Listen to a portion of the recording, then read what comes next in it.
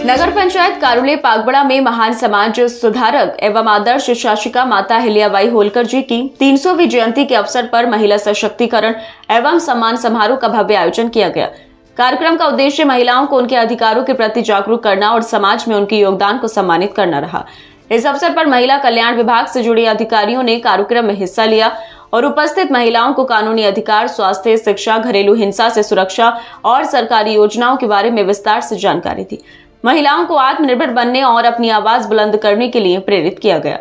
कार्यक्रम में क्षेत्र की महिलाओं की उपस्थिति अपेक्षाकृत कम रही, लेकिन जो महिलाएं उपस्थित हुई उन्होंने पूरी गंभीरता से कार्यक्रम में भाग लिया और अधिकारियों से अपने सवाल भी पूछे। महिलाओं को बेटी बचाओ बेटी पढ़ाओ अभियान के महत्व के बारे में बताया गया और बेटियों की शिक्षा को प्राथमिकता देने का आह्वान किया गया। नगर पंचायत अध्यक्ष और स्थानीय जनप्रतिनिधियों ने भी इस मौके पर माता अहिल्याबाई होलकर जी के जीवन और उनके प्रेरणादायक कार्यों पर प्रकाश डाला।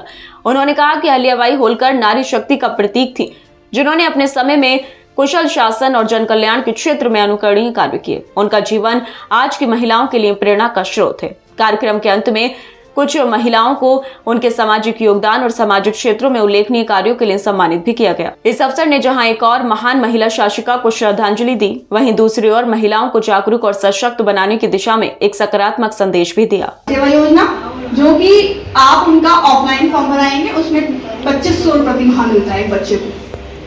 तो ये भी एक छोटी सी योजना है इस तरह से कि हम आपको बताएंगे, आप दूसरों की हेल्प करें बिना पैसे की मदद दे। तो बस एक ध्यान से सुनना और उसको अमल करना, उसको उपयोग करना, सिर्फ यही है हमारा।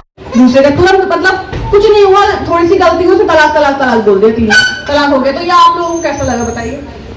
अच्छा हुआ या नहीं हुआ? अच्छा हुआ है ना ये? तो फिर इस चीज को हमें क्या करना है कि हमें अवेयर की जागरूक होना है कि और महिलाओं को बताना है कि ये सब चीजें गलत है। हम कानूनी सलाह के द्वारा ये 181 के लिए भी है, जितनी भी कोई भी दिक्कत है 181 पे कॉल करेंगे आप। और ऐसे ही देखा हुआ थानों में 1090 भी होता है, पावर लाइन बोलते हैं उसको। वही पावर लाइन का काम अलग होता है और महिला हेल्पलाइन का काम अलग होता है, लेकिन लोगों को लगता है कि महिला हेल्पलाइन 1090 ही है। 1090 का काम जो है वो अलग तरीके का, वो टेलीफोनिक काम है, उसका काम अलग है। वो ऐसा नहीं कि आपको ग्राउंड कॉल खा रही है, किसी का नंबर लग गया वो आपका परेशान कर रहा है, आप 1090 पे कॉल करेंगे, अपनी जो भी कॉल आ रही है वो नंबर बताएंगे, मैडम ऐसे से इस नंबर पर समस्या हो रही है, तो वो आपको कनेक्ट करके टेलीफोनिक वर्क करती है वो।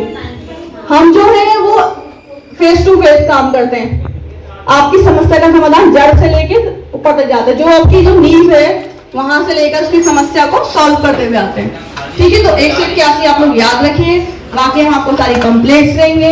हो सके तो बिना पैसे के किसी की भी मदद कर सकते हैं। एक सशक्तिकरण हमसे ही शुरू होगी, हम अपने परिवार में किसी के साथ गलत ना होने दें।